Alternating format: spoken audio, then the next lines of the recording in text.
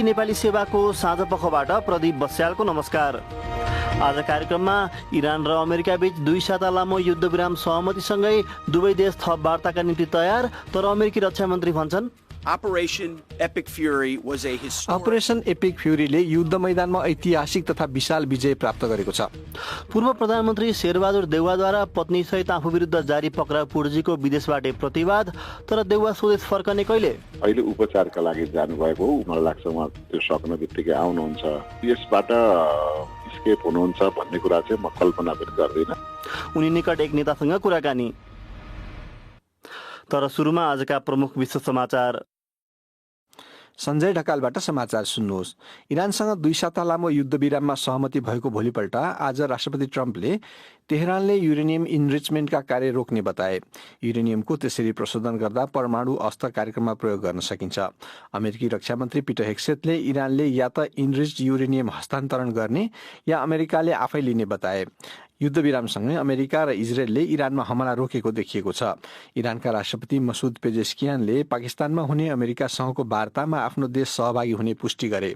तर इरानी सेना रिभोल्युसनरी गार्ड्सले चाहिँ अमेरिकी बाचामा कुनै भरोसा नभएको भन्दै आफूहरू युद्धका निम्ति तम तयार रहेको बताएको छ।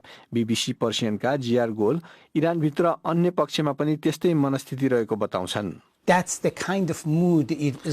इस्लामिक गणतन्त्र इरानले त्यस किसिमको मनस्थिति प्रदर्शन गर्न चाहेको छ। हामी संसारको सबभन्दा शक्तिशाली मुलुक र इजरायलको विरुद्धमा उभियौं र अब हेर्नुहोस् हामी यही छौं। मेरो विचारमा सुरुदेखि नै इरानको ध्येय युद्ध जित्नु थिएन, उसको उद्देश्य युद्ध लम्ब्याउनु र आफ्नो सत्ता जीवित राख्नु थियो। बीबीसी पर्सियनका जिआर गोलको भनाई। युद्धविराम भए तापनि आफूहरूमाथि इरान तर्फबाट लगातार आक्रमण भएको कुवेत र संयुक्त अरब इमिरेट्स यूएईले बताएका छन्। यूएईले 17 इरानी ब्यालिस्टिक क्षेप्यास्त्र तथा 35 ड्रोनको प्रतिरोध गरेको बताएको छ। कुवेती सेनाले महत्वपूर्ण संरचनालाई निशानामा पारेका इरानी ड्रोनहरूलाई प्रतिरोध गरिएको बताएको छ। साउदी अरेबियाले उसको पूर्व पश्चिम पाइपलाइनमा प्रहार भएको बताएको छ। इरान अमेरिका युद्धविराम सहमतिलाई अन्तर्राष्ट्रिय समुदायले स्वागत गरेका छन्। साउदी अरेबिया सहित थुप्रै देशले यसबाट विस्तृत तथा दिगो शान्ति हासिल हुने आशा व्यक्त गरेका छन्। जापान र क्यानाडा सहित युरोपेली नेताहरूले जारी गरेको विज्ञप्तिमा उनीहरू वाशिंटन तथा अन्य साझेदारहरूसँग समाधानका निम्ति सम्पर्कमा रहेको उल्लेख छ। पोप लियोले केवल वार्ताबाट युद्ध अन्त्य हुने बताए। भारतले पनि त्यस्तै टिप्पणी गरेको छ। स्पेनका नेता पेड्रो सान्चेजले युद्धविरामको स्वागत गरे, तर जसले विश्वलाई आगोमा झोसे तिनैले बाल्टिन लिएर दौडदैमा ताली बजाउन आफूले नसक्ने टिप्पणी पनि गरे। विश्वभरिका स्टक बजारहरूमा कैयन प्रतिशतको वृद्धि देखिएका छन् भने तेलको भावमा गिरावट आएको छ। होर्मुज स्ट्रेटबाट तेल बोकेका ट्याङ्करको आवत जावत पुनर्स्थापित हुने आशमा ब्रेन्ट कच्चा तेलको मूल्य प्रति ब्यारल $100 भन्दा तल झरेको छ। इन्टरनेसनल म्यारिटाइम अर्गनाइजेसनका प्रमुखले पारवहन सुरक्षा सुनिश्चित पार्ने संयन्त्रबारे काम सुरु भइसकेको बताएका छन्। तर इन्टरनेसनल एयर ट्रान्सपोर्ट एसोसिएसनले चाहिँ जेट इन्धनको आपूर्ति पूर्ववत हुन अझै केही महिना लाग्ने चेतावनी दिएका छन्। र लेबननका स्वास्थ्य मन्त्रीले इजरायली हमलाहरूमा सयौं हताहती भएको बताएका छन्। हिजबुल्लासँगको पछिल्लो युद्धद्वन्द सुरु भए यताकै सबभन्दा सघन हमलामा लेबननभरि हताहती भएको र अस्पतालहरू खचाखच भएको उनले बताए। इजरायली सेना प्रमुखले हिजबुल्ला निशानामा दृढतापूर्वक प्रहार जारी राखिने बताए। इरानसँग युद्धविरामको मध्यस्थता गरेको पाकिस्तानले उक्त सहमतिमा लेबनन मोर्चाको युद्ध पनि समेटिएको बताएको थियो। तपाईँ बीबीसी नेपाली सेवा सुनिरहनु भएको छ।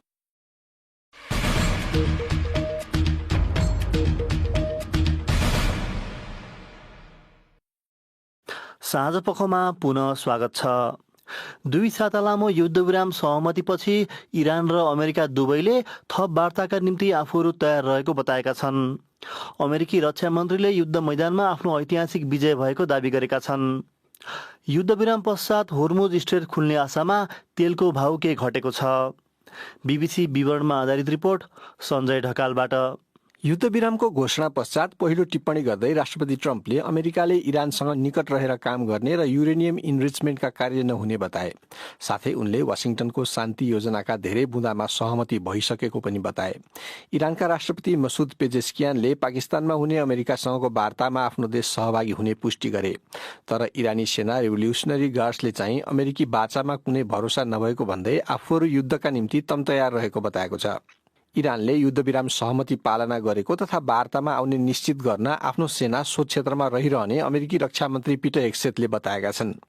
उनले भने, Operation Epic Fury was a historic operation epic फ्युरीले युद्ध मैदानमा ऐतिहासिक तथा विशाल विजय प्राप्त गरेको छ। कुनै पनि हिसाबमा यो कारबाहीले इरानको सेनालाई तहस नहस पारेको छ र वर्षौंसम्मका निम्ति युद्ध लड्न नसक्ने हालतमा पुर्याइदिएको छ।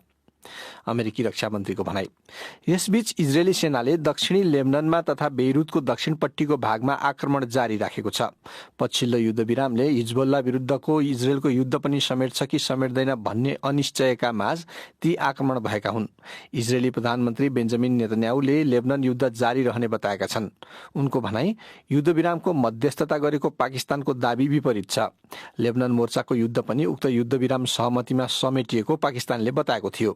कुवेत र युएईले आफ्नो क्षेत्रमा अझै पनि इरानी पक्षबाट प्रहार जारी रहेको बताएका छन्। इरानमा क्षेत्रीय कमान्डरहरूलाई अधिकार दिइएका हुनाले त्यस्ता आक्रमण केन्द्रीय नेतृत्वको अनुमतिमा नभएको हुन सक्ने ठानिएको छ। यसबीच तेलको मूल्यमा गिरावट आएको छ। ब्रेन्ट कच्चा तेलको प्रति ब्यारल मूल्य $94 झरेको छ, जुन केही समय अघि $120 सम्म पुगेको थियो। तर युद्ध अगाडिको तुलनामा भने तेलको भाउ अझै 30% महँगै छ।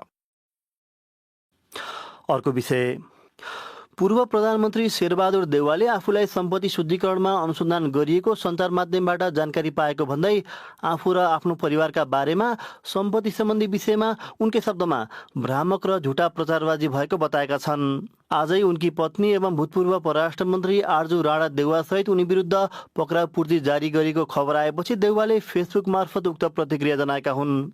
उनले नेपालको कानुन अनुसार सार्वजनिक पदमा रहँदा आफूहरूको सम्पत्तिको यथार्थ विवरण सम्बन्धित सरकारी निकायमा पेश गरेको उल्लेख गरेका छन्। यसअघि बीबीसीले कुरा गरेका एक अधिकारीले मंगलबार साँझ काठमाडौँ जिल्ला अदालतले सम्पत्ति शुद्धिकरण सम्बन्धी कसुरको अनुसन्धानका लागि पक्राउ पूर्जी जारी गरेको बताएका थिए। सरकारले भने देउवा दम्पतिको नाममा पक्राउ पूर्जी जारी भएको विषयमा औपचारिक रूपमा केही बताएको छैन। उनी निकटहरूले देउवा हाल हङकङमा उपचारका क्रममा रहेको बताएका छन्। यिनै घटनाक्रममा देउवा निकट कांग्रेस नेता मीनबहादुर विश्वकर्मालाई केही बेर अघि हामीले सम्पर्क गरी पक्राउ पूर्जीको खबरलाई कसरी हेर्नुभएको छ भनी सोधेका छौँ। उहाँलाई पक्राउ पूर्जी जारी गर्नका लागि अदालतसँग माग गरिएको आदेश केका लागि भन्ने कुरा सार्वजनिक भएको छैन। अब अहिले सबै कुरा नै कानुन पनि राजनीति पनि सबै सामाजिक सञ्जालबाट नै सञ्चालन भएकोले अब आयोगको प्रतिवेदन पनि सामाजिक सञ्जालबाट थाहा पाउनु पर्ने, कोही व्यक्तिलाई अभियोग दर्ता भएको अभियोजन गरेका कुरा नि सामाजिक सञ्जालबाट थाहा पाउनु पर्ने, सम्बन्धित व्यक्तिले त्यसैले थाहा पाउनु पर्ने, अथवा समग्रतामा भन्दा एक ढङ्गको हल्लाबाट मुलुक चल्या छ। त्यसैले हामीले पनि त्यो सामाजिक सञ्जालबाट नै थाहा पाएका छौँ। यो हुनु सुशासन अथवा विधिको शासनको दृष्टिकोणबाट राम्रो उपयुक्त होइन। तर यदि कुनै पनि कानुनी प्रक्रिया अथवा अभियोग आरोप लागेका आधारमा उहाँमाथि छानबिन गर्नका लागि गरिएको हो भने चाहिँ त्यो विधि सम्मत हुनुपर्छ। विधि विपरीत र विधिभन्दा बाहिर गएर लिएको कुरालाई नै भनिने हो, त्यसलाई प्रतिशोध भनिने हो अथवा गैर कानुनी भनिने हो। कुनै पनि प्रतिशोधपूर्ण गैर कानुनी र हस्तक्षेपकारी कानुनी विधि प्रक्रियालाई हामीले मान्दैनौँ। तर हस्तक्षेप रहित विधि प्रक्रियाभित्रको कानुनी प्रक्रियाबाट गरिएको कुनै पनि अनुसन्धानमा पार्टीले पनि सहयोग गर्नुपर्छ र स्वयं व्यक्तिले पनि त्यसलाई स्वीकार्नुपर्छ र सहयोग पुर्याउनुपर्छ।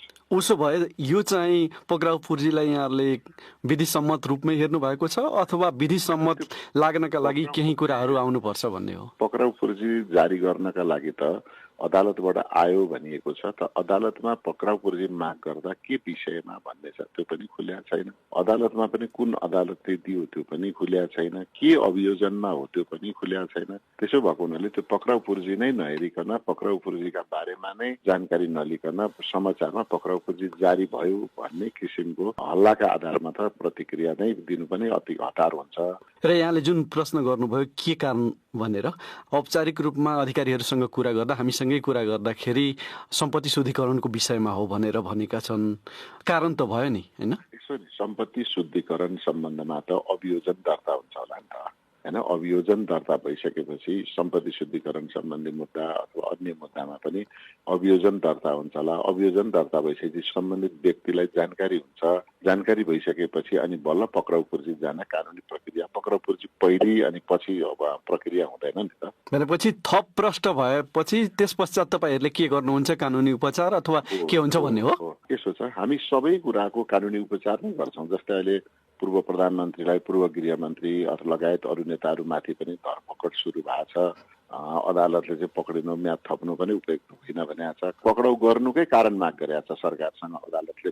एक थरीले के लक काट्न थालेका छन् भने अब देउवा नै फर्किनन् भन्ने र यो विषयमा पनि यस अघि तपाईँ भर्खर फर्किनेको भन्नुभयो बाहिरबाट, त्यो अघि केही समय अघि कुरा भएको थियो तपाईँको? उहाँ नफर्किने भन्ने त पटक्कै नै होइन। शेरबहादुर देउवाका बारेमा उहाँसँगै संवाद भएर उहाँले नै भन्नुभयो भने बेग्लै कुरा हो। तर देशले, जनताले, पार्टीका नेताहरूले, साथीहरूले, अनुयायीहरूले र शुभचिन्तकले बुझेको के हो भने शेरबहादुर देउवा एउटा वचनको पक्का, निडर, निर्भीक र विधि प्रक्रिया र राज्य प्रशासन र राज्यका कानुनी निकायहरूको अथवा वैधानिक निकाय भनौँ, वैधानिक निकायलाई मान्ने र निडर नेता भएको हुनाले अब भनौँ न अस्ति भाद्र 24 गतेकै घटनामा नि सबै भागे, उहाँ भाग्नु भएन। सम्पूर्ण कुरा चाहिँ भौतिक आक्रमणसम्म खप्न तयार हुनुभयो। बाहिर आएर कुनै पनि उहाँले चाहिँ आग्रह पूर्वाग्रह नराखिकन आफ्नो अभिव्यक्ति राख्नुभयो भने अहिले उपचारका लागि जानुभएको हो। उपचारको कुरा चाहिँ मैले त्योभन्दा अगाडि नै यो अहिलेको समाचार आउनुभन्दा अगाडि नै सुन्दा हप्ता 10 दिन लाग्छ भनेर चाहिँ भनेको सुने हो। त अब हप्ता 10 दिनमा 3-4 दिन गइसक्यो। सायद मलाई लाग्छ उहाँ त्यो सक्ने बित्तिकै आउनुहुन्छ। यो यसबाट स्केप हुनुहुन्छ भन्ने कुरा चाहिँ म कल्पना पनि गर्दिनँ। राजनैतिक, कानुनी तथा अहिलेको सबै यो गतिविधिलाई उहाँले एक राजनेताको रूपमा प्रतिवाद गर्न उहाँ तयार हुनुहुन्छ, मेरो अनुमान, मलाई विश्वास हो त्यो। उनी थिए देउवा निकट काङ्ग्रेस नेता मीनबहादुर विश्वकर्मा, साथी गनी अन्सारीसँग कुरा गर्दै। यो बीबीसी नेपाली सेवा हो। कर्णाली प्रदेशका विभिन्न जिल्लामा पहिलो पटक महिनावारी हुँदा किशोरीहरूले उत्सव मनाउने एक खाले चलन रहँदै आएको छ, जसले गर्दा महिनावारी विभेदको अन्त्य गर्न समेत सहज हुने कतिपय सरोकारवालाहरू ठान्छन्। सुनौ जुम्लाबाट कृष्णमाया उपाध्यायले पठाएको यो रिपोर्ट।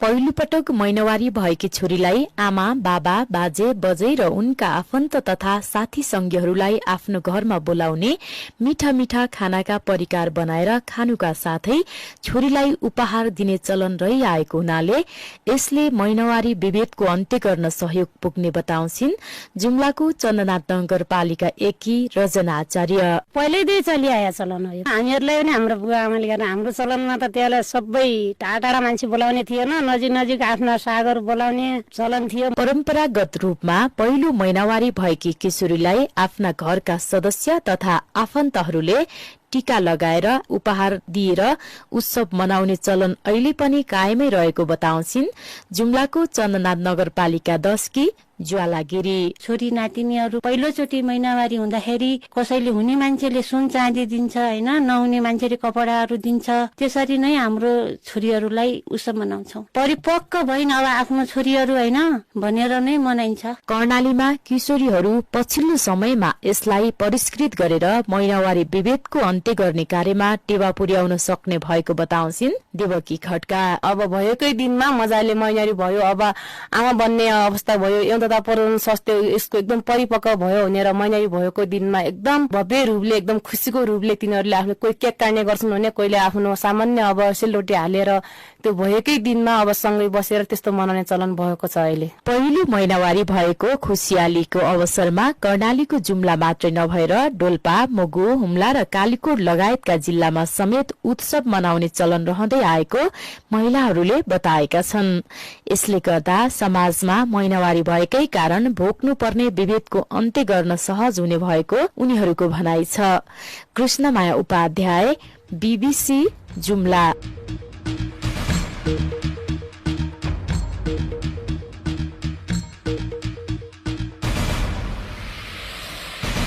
हवस् त यसका साथै बीबीसी नेपाली सेवाको साँझ पख यही सकिन्छ। भोलि बेलुकी 8:45 बजे हामी फेरि उपस्थित हुनेछौँ। त्यस बेलासम्मका लागि हामी सबैलाई बिदा दिनुहोस्। नमस्कार।